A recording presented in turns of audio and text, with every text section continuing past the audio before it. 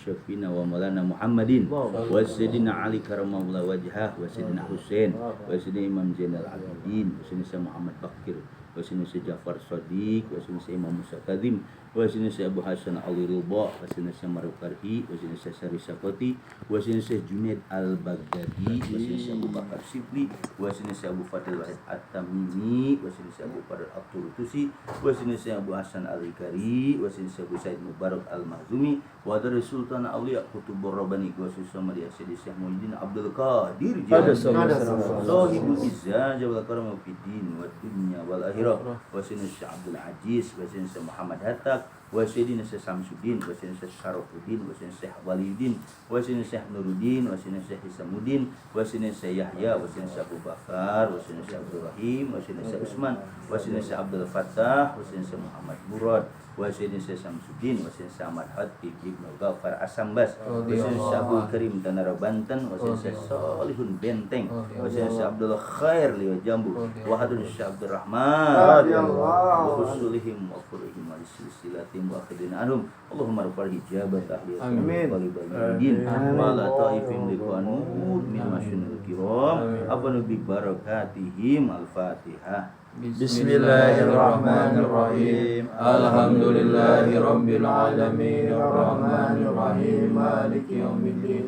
Iyyaka na'budu wa iyyaka nasta'in ihdinas siratal mustaqim. Siratal ladzina an'amta 'alaihim ghairil maghdubi 'alaihim waladdallin. Amin. Wallahu ta'ala fil Qur'anil Karim. Bismillahirrahmanirrahim.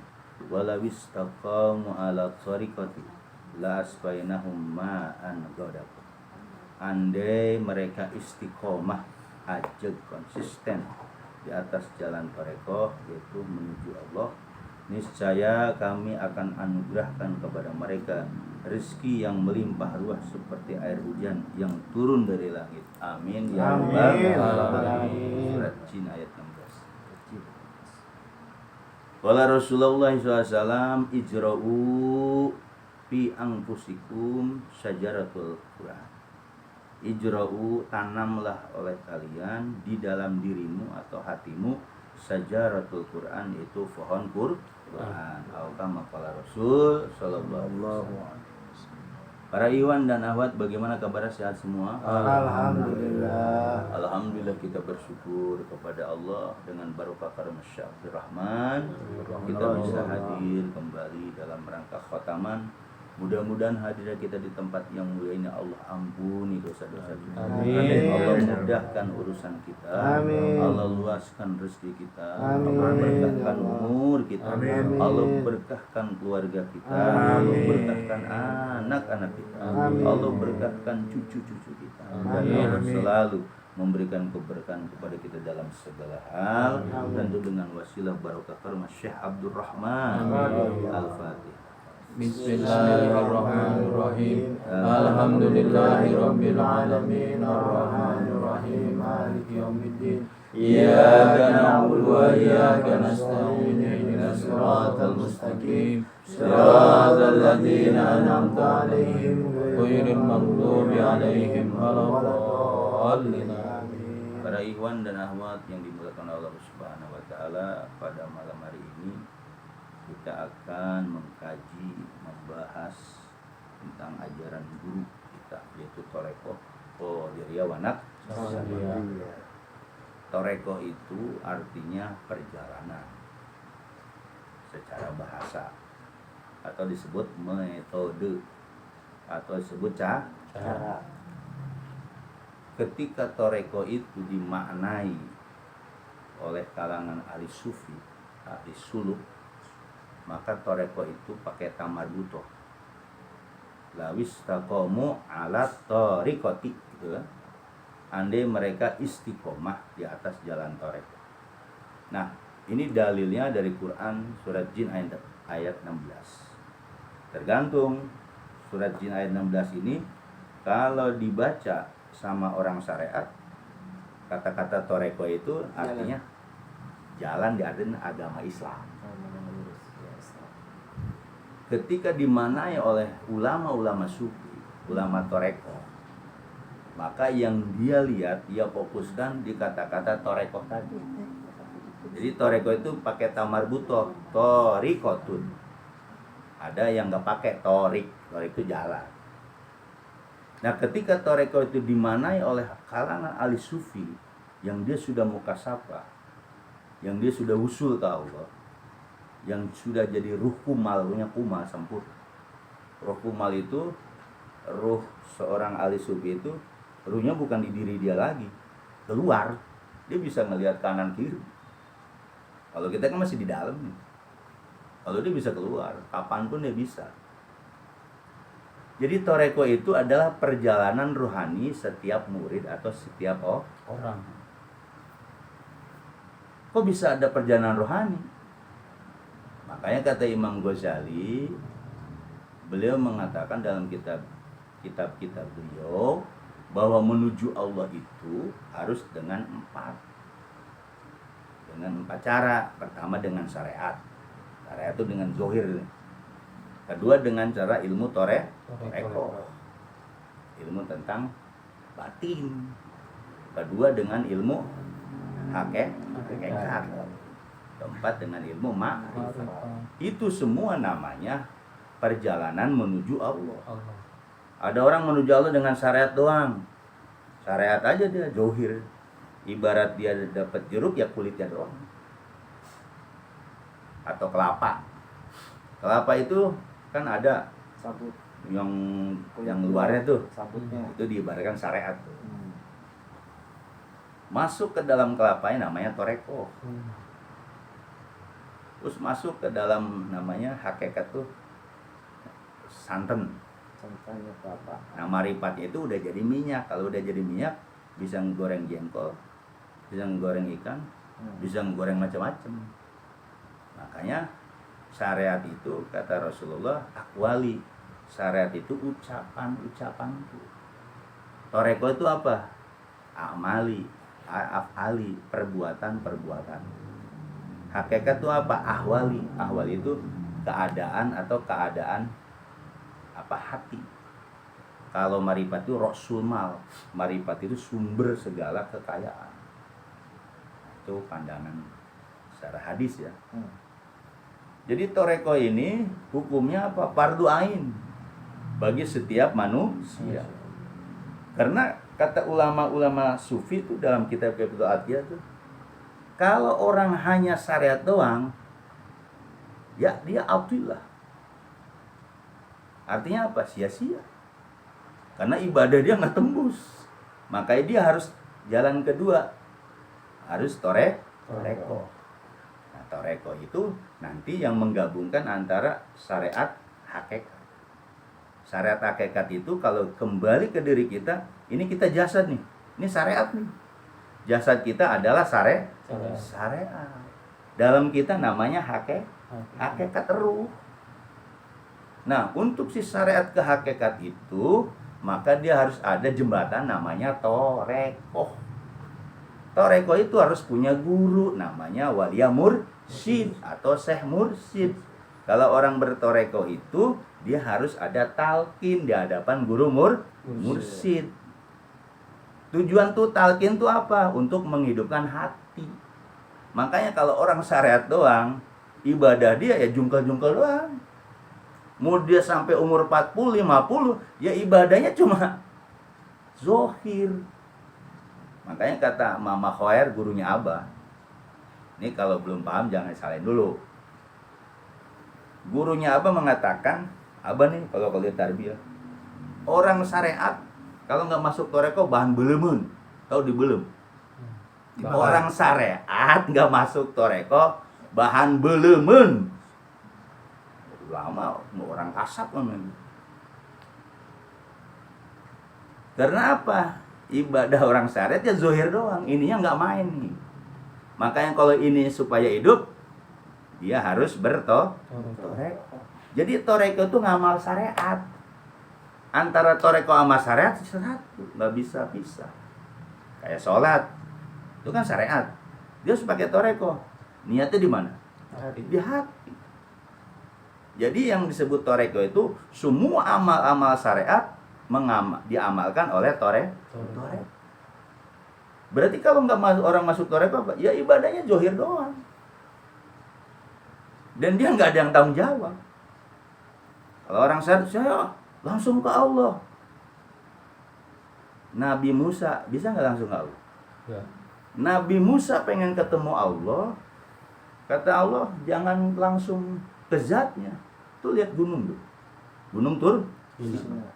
Ketika lihat gunung, makhluk Allah tuh, tajali. Nampaklah Allah, cahaya doang. Langsung pingsan. Kalau seandainya Allah itu menampakkan zatnya, kebakar Nabi Musa. Sama dunia pun ada istilah batin sama zohir. Nah sekarang ini kenapa dizohirkan? Batinnya ngumpet. Allah tuh maha batin tuh kalau dalam bahasa syariat. Allah maha zohir. Nah sekarang ini yang maha batin ngumpet. Andai maha batin itu muncul, zohir ditutup, jadi kiamat. Makanya sekarang yang maha batinnya ngumpet tuh bahasanya. Yang ditampakin apa? Zohirnya. Makanya kalau orang-orang akidah, orang awam, kalau pengennya ngelihat Allah apa? Lihat aja gunung. Gunung itu diciptakan oleh Allah. Itu tauhidnya orang awam. Itu pohon diciptakan oleh Allah, kan kita kelihatan zuhir kan. Tapi ketika kita udah masuk ke ranah nanti dari tarekat hakikat itu, dia berbalik. Allah adanya gunung, Allah adanya laut, Allah adanya langit bumi. Karena nanti dibalik. Kalau sekarang kan kita masih mata peda nih, yang kita lihat ya udah begini aja kan. Nah makanya untuk supaya tajam mata batin ini, yaitu salah satunya dia harus dari syariat ke toreko. Gak bisa orang ke hakikat tanpa guru, gak bisa. Oh saya marifatullah. Dari mana? Orang marifatullah itu harus pakai guru. Namanya walia mursyid, bukan ustaz, bukan kiai. Kiai banyak yang mata peda, ngajar kitab doang. Apa dia udah usul? Belum. Banyak kiai-kiai ruhnya masih tidur. Penceramah ruhnya masih tidur. Bahkan dibilang, kata Imam Ghazali, masih berbentuk hewan. Makanya kalau kita pengen hidup kembali, lahir kembali, datang ke walia mursyid, maka bahasanya ditalkin. Ditalkin itu artinya kita dilahirkan kembali setelah kita lahir dari rahim ibu. Seorang ibu, jasad tuh lahir tuh, dikasih nama A, B, C, D. Itu baru jasad, ruh baru jasad. Namanya ruh kita, ruh hewan. Masih banyak turunan atau nasab dari kedua orang tua kita. Contohnya, sifat watak orang tua itu ada di kita semua. Kan dilahirkan nih, pasti kedua ibu bapak ngewarisin anak kan gitu, wataknya. Warisin. Nah supaya lahir kembali, kata Imam Ghazali dalam kitab Ihya, dia harus ketemu walia mursyid. Nah wali mursyid tadilah akan dilahirkan kita, namanya ruhani kita. Itu ilmu toreko ke situ. Maka sekarang orang banyak cukup syariat aja. Ya akhirnya apa? Bahan belemen. Kalau kita bilang bahan belemen, mereka nggak terima kan? Mereka semua pengakuan. Oh saya ibadah, oh saya sholat. Ingat, sholat itu usul enggak? Kan dibilang sholat itu harus mi'raj kan? Ruhnya harus mi'raj. Ketika kita belum bisa mi'raj, berarti harus bergantung kepada guru mursyid. Kok guru mursyid? Ya iyalah, guru walia mursyid lah yang bisa menembuskan kita ke usul kepada Allah. Walia mursyid lah yang kita mengenal Rasulullah. Orang sekarang kenal, Nabi Muhammad kenal, namanya, katanya kan. Tapi walia mursyid, ruhaninya ketemu. Untuk usul ke Allah, dialog dengan Allah, bisa mereka. Kita kan belum bisa nih. Semua yang kita pelajari baru katanya. Makanya toreko ini tujuannya setelah kita dibersihkan nanti taholi itu dibersihkan di ini, baru kita nanti dibuka tajali itu. Nah, melalui paham guru. Jadi beragama itu harus ada gurunya. Gurunya itu yang bisa tanggung jawab dunia akhirat. Kalau belajar Abah bilang, kalau nggak tanggung jawab dunia akhirat jangan diguruin. Ngaji aja mulu tahun-tahun sampai 40-50 ngaji aja. Gurunya nggak mau tanggung jawab dunia akhirat. Ngaji, nyatot ngaji, yo Ngeretin gitu ya. ngerti. Tabiyain. Bareng-bareng ngaji Quran. Ya kan? Tapi kalau dia ketika dia ajalnya datang, guru tadi hadir nggak? Si guru itu hadir nggak? Kalau kagak hadir, buat apaan capek-capek doang cuma ilmu ini doang? Tapi kalau walia mursyid bertanggung jawab, abah guru nih bertanggung jawab dunia akhirat. Kalau yang ngamalin kalimat la ilaha illallah. Ada lagi akal kita. Kan semua orang la ilaha bener, la ilaha illallah. Tapi la ilaha mereka itu nggak diguruin. Dapat dari Yasin. Karena dia tukang tahlil akhirnya sering baca la ilaha illallah. Ya kan ada kan? Dia kepaksa tahlil, dia baca la ilaha illallah. Atau ikut di masjid, di mushola. Karena imamnya ikut tahlil la ilaha illallah. Padahal la ilaha illallah kata Syekh Abdul Qadir harus digurukan kepada ahli talqin. Siapa itu walia mursyid. Ketika la ilaha illallah digurukan kepada wali mursyid, maka ketika ajal datang itu la ilaha illallah itu akan berguna. Makanya bagi murid-murid wali mursyid itu ketika dia meninggal nggak di alam barzah. Bagi mereka orang syariat di alam barzah, tahu di alam barzah? Nungguin sampai sekarang nih. Nungguin aja orang-orang tua kita. Kan sekarang pada nungguin kan? Nungguin hari kiamat. Tapi kalau kita talqin di bawah bimbingan guru mursyid, abah guru bilang, ketika kita sudah talqin sama Syekh Abdul Rahman misalnya, berarti apa? Ketika kita khotaman, bulanan, itu cucuran rahmat turun. Jangan pakai akal. Karena mursyid itu tahu. Makanya kalau kita ngaji bulanan tuh, abah guru bilang, dosa kita gugur. Kalau orang syariat apa? Masa sih wajib ke sana dosa gugur? Ya berarti dia nggak percaya sama guru. Dari mana jaminan dosa gugur? Kalau guru mursyid itu bertanggung jawab dunia akhirat terhadap muridnya. Ketika muridnya gentayangan, walia mursyid, abah guru ngebela. Sekarang guru syariat, kiai, ustad, kita nih lagi dia bisa nolong nggak? Bisa nolong nggak? Baca Yasin biar cepat mati gitu. Kan ada orang yang kadang pinturnya ketutup kata abah, karena dia banyak macam-macam ilmu, akhirnya ruh pinturnya ketutup. Ada orang sekarat 3 bulan, ada nggak? Ada orang sekarat 3 minggu, 3 hari. Itu pinturnya ketutup. Apakah guru-guru itu bisa? Belum tentu. Tapi walia mursyid bisa. Si Ajis cerita tuh. Haji Kokon sama Haji Sayuti. Itu satu letting dengan abah ketika belajar di Abah Khoer. Ya kan? Dia nggak percaya kalau abah itu pengganti Abah Khoer, seorang mursyid. Biasa kalau satu letting, bener nggak? Oh, masa sih dia? Gitu. Haji Kokon sama, malah benci. Abah itu mursyid sebagai ganti Abah Khoer. Si Pina kan bininya si Ajis tuh ngalayat, dicari si Ajis dari Abah langsung. Ngapain si Pina ngalayat Haji Kokon? Sama Abah itu saya cabut ruhnya gitu. Kenapa? Karena dia murid Abah Khoer, nggak mau ngaku, nggak berguna, dicabut ruhnya. Berarti mursyid itu bisa nyabut ruh nggak? Bisa. Bisa ngelamatin juga. Cuman orang-orang yang belum tembus ke ilmu ini, gue udah nggak percaya. Orang-orang umum itu hanya apa? Kita minta kepada Allah. Itu kan baru kata dia. Benar gak dia minta kepada Allah? Jangan-jangan yang denger iblis. Jangan-jangan yang denger jin. Karena di atas alam ini ada alam-alam lain. Kalau kita kan langsung ke Allah tuh.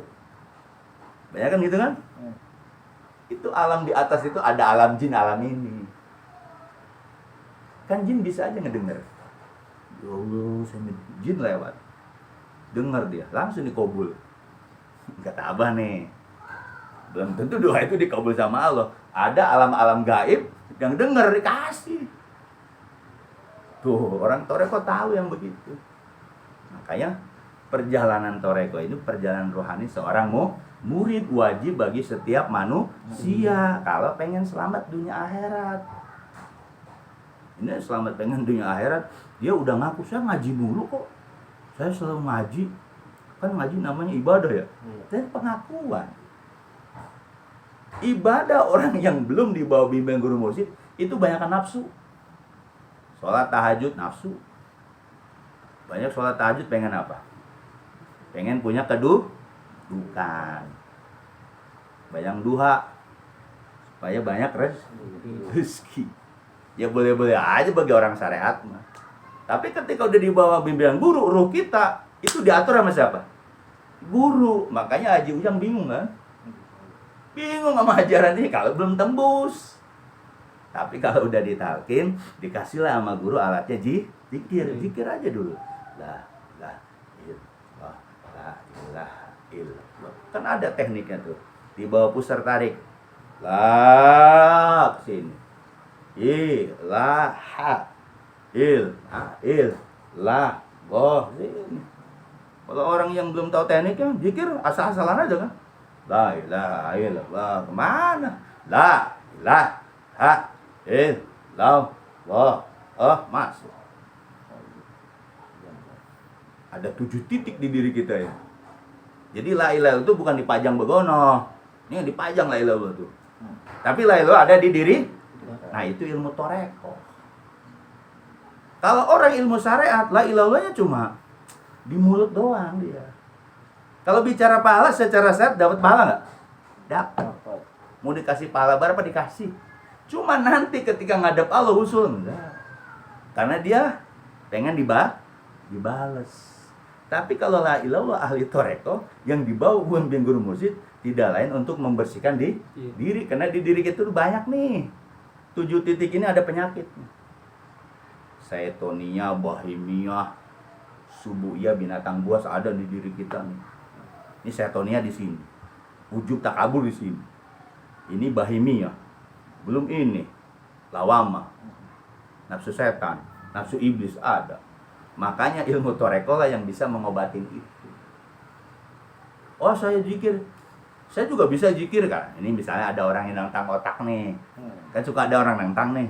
Zikir sama aja lah. Itu saya juga bisa.